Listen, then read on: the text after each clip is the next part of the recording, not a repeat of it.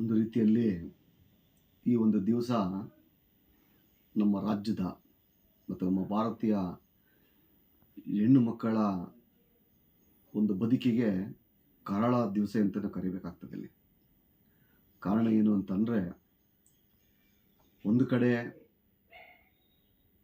ಅಪರಾಧ ಎಷ್ಟು ಮಾಡಿದನು, ಅದೇ ರೀತಿ ಅಪರಾಧಕ್ಕೆ ಪ್ರೇರಣೆ ಕೊಟ್ಟಂಥವರು ಕೂಡ ಇದರಲ್ಲಿ ಪ್ರಮುಖ ಕಾರಣಕರ್ತರಾಗ್ತಾರೆ. ಜಗತ್ತಲ್ಲಿ ಕಂಡು ಕೇಳಿರಿಯದಂಥ ಒಂದು ಹೀನ ಕೃತ್ಯವನ್ನು ಒಂದು ರಾಜಕಾರಣಿಯ ಕುಟುಂಬದವರು ಮಾಡೋರೆ ಅಂತಂತೇಳಿ ಜಗತ್ತಿಗೆ ಗೊತ್ತಾಗಿದ್ದು ಈ ದಿವಸ. ನಾನು ಯಾರು ಪರವಾಗಿ ಮಾತನಾಡೋಕ್ಕೆ ಇಷ್ಟಪಡಲ್ಲ. ಭಾಳ ನೋವಿನ ಸಂಗತಿ ಏನು ಅಂತಂದರೆ, ಹೆಣ್ಣು ಮಕ್ಕಳ ಬದುಕನ್ನು ಅವರ ಒಂದು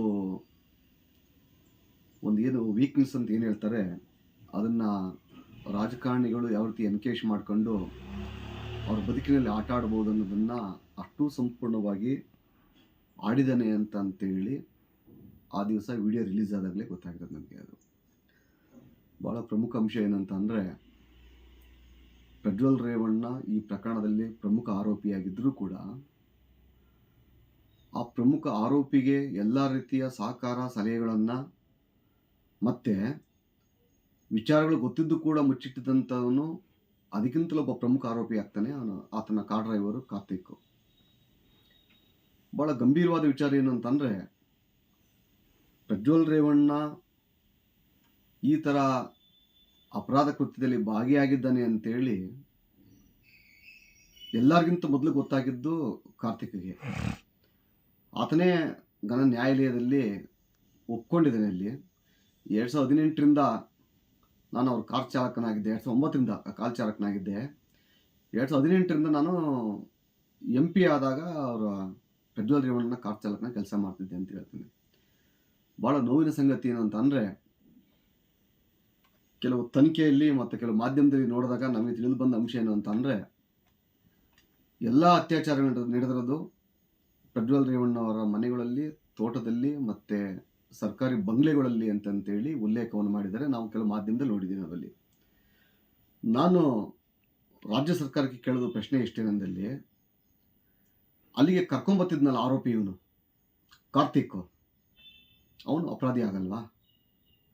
ಒಬ್ಬ ಹೆಣ್ಣು ಮಕ್ಕಳನ್ನ ಮಾನ ಹರಾಜು ಆಗ್ತಾ ಇದೆ, ಶೀಲ ಹರಣ ಆಗ್ತಾ ಇದೆ ಅಂತಂತೇಳಿ ಆ ಹೆಣ್ಣು ಮಕ್ಕಳನ್ನ ಕರೆತಂದು ಪ್ರಜ್ವಲ್ ರೇವಣ್ಣ ಅಂತ ಬಿಟ್ಟಂತೆ ವ್ಯಕ್ತಿ ಅಪರಾಧಿನ ನಿರಪರಾಧಿನ ತನಿಖೆ ಹೇಳ್ಬೇಕಲ್ಲ. ಅದು ಆತನೇ ಒಪ್ಕೊಂಡಿದ್ದಾನೆ. ನಾನೇ ಪೆನ್ ಡ್ರೈವ್ ಡೌನ್ಲೋಡ್ ಮಾಡಿದ್ದೀನಿ ನಾನು ಅಂತ ಮೊನ್ನೆ ಘನ ನ್ಯಾಯಾಲಯದಲ್ಲಿ 25ನೇ ತಾರೀಕು ಅವನು ಹೇಳಿಕೆಯನ್ನೇ ಕೊಟ್ಟವನೇ. ಈ ತಿಂಗಳು 25ನೇ ತಾರೀಕಿಗೆ ಹೇಳಿಕೆಯನ್ನೇ ಕೊಟ್ಟಿದ್ದಾನೆ. ಖುದ್ದು ಹೋಗಿ ಆತನೇ ಇದು ಮಾಡಿದ್ದಾನೆ. ಅಲ್ಲಿ ಏನಂತ ಹೇಳಿಕೆ ಕೊಟ್ಟಿದ್ದೆ ಅಂತಂದರೆ, ಪ್ರಜ್ವಲ್ ರೇವಣ್ಣ ಕಾರ್ ಡ್ರೈವರ್ ಕೆಲಸ ಮಾಡ್ತಿದ್ದೆ ನಾನು. ಅವನ ಎಕ್ಸ್ ಗರ್ಲ್ ಫ್ರೆಂಡ್ ಮನೆಗೆ ಹೋದಾಗ ಅವನ ಮೊಬೈಲಲ್ಲಿ ವಿಡಿಯೋಗಳೆಲ್ಲ ಇದ್ದು ಅಲ್ಲಿ.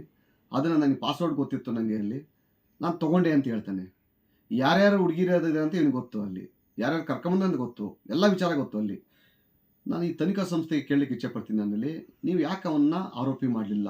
ಕನ್ನಡಿಗರ ಮೆಚ್ಚಿನ ನಿಮ್ಮ ನ್ಯೂಸ್ 18 ಕನ್ನಡ ಈಗ ವಾಟ್ಸ್ಆಪ್ನಲ್ಲಿಯೂ ಲಭ್ಯ. ಕರ್ನಾಟಕ ಮತ್ತು ದೇಶ ವಿದೇಶದ 360 ಡಿಗ್ರಿ ಸುದ್ದಿ ವಿವರವನ್ನ ನೀವು ನಿಮ್ಮ ಕೈ ಬೆರಳುಗಳಲ್ಲಿಯೇ ಪಡೆಯೋದಿಕ್ಕೆ ಈ QR ಕೋಡ್ ಅನ್ನ ಸ್ಕ್ಯಾನ್ ಮಾಡಿ.